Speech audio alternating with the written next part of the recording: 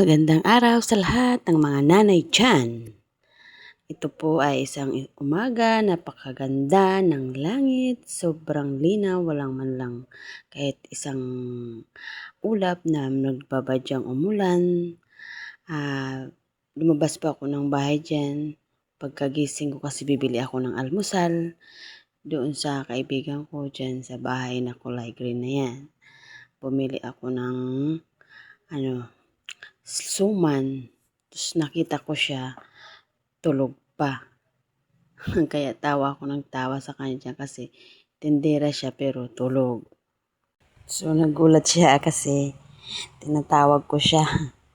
Tapos habang nagbibili ako, ayan, marites minsan, chika-chika, kung anong ganap sa mga nanay na madaming utang. Shout out dyan sa mga parehas kong nanay na lumalaban araw-araw dahil sa utang. Para sa mga anak, kaya sa mga bayarin. Kaya ayan, nagkikwentuhan kami tungkol dyan sa mga utang namin sa araw-araw at saka paano kami nakakapag-survive. Ayan, tapos dami pa namin pinag-usapan. Balik na ako sa bahay namin kasi yung dalawa kong anak nag-aantay na sa akin sa almusal nila. So, ang ganda ng kalsada, walang katao-tao kasi maaga pa. Kami pa lang ang marites. Yung ibang marites, mga tulog pa siguro mga yan. Kaya kami muna ang magmamarites dyan. Yan, pauwi na ako sa amin.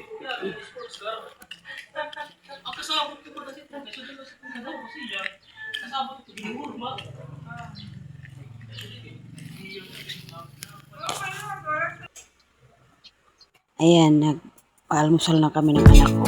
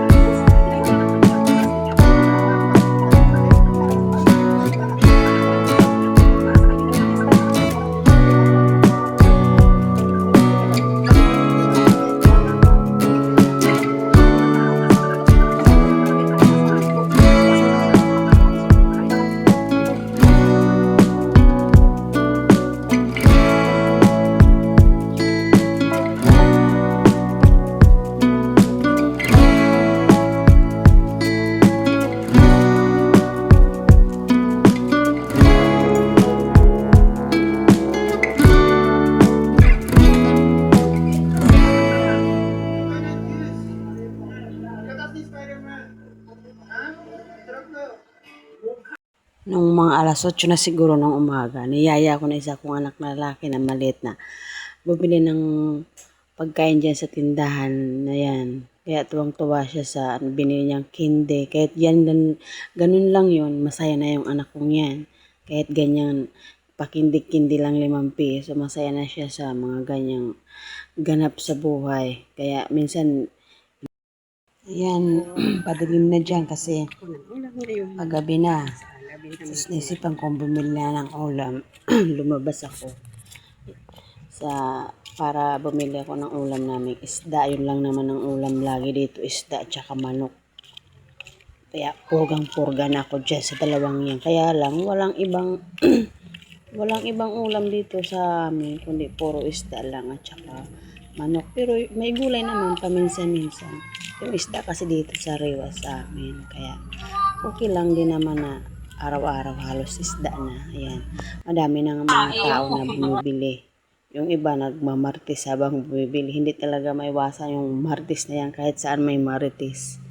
Kwentuhan kung ano-ano. Para sa ulaming mga bibili namin ulam dyan. Mga nanay ganyang ginagawa pag gabi.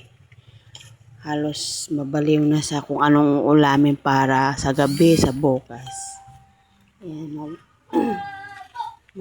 pauwi na ako dyan kasi magluluto na ako ng ulam namin. Bumili ako dyan ng isda para prituhin. Yun lang naman ang mga gusto ng bata, prito. Yung gulay, ngayon isda, bukas naman, gulay, sunod na araw naman manok. Ganun lang ang buhay namin dito sa probinsya. Wala kami masyadong pork, wala kami masyadong beef. Kaya yan lang, isda, gulay, at saka manok. Mga healthy naman silang lahat na pagkain. Kaya, at saka yung isda sa Rewa kasi galing lang yun sa tabi-tabi ng ano namin kasi napapaligiran kami ng ano dito, ng dagat. Ayan. Luluto na ako dyan. Prito, sarap niyan. Yan ang tawag sa amin ay bangkulis. Yan, nung gabi, andyan kami sa labas. Sana po, kung ano po ang dapat ibago ko o i-improve ko sa pag-i-edit ko, pag voice over ko, may paki-comment na lang po, please. Thank you. Sana po, suportahan niyo po ako bilang isang bagong nagbablog. Salamat po. Maraming thank you.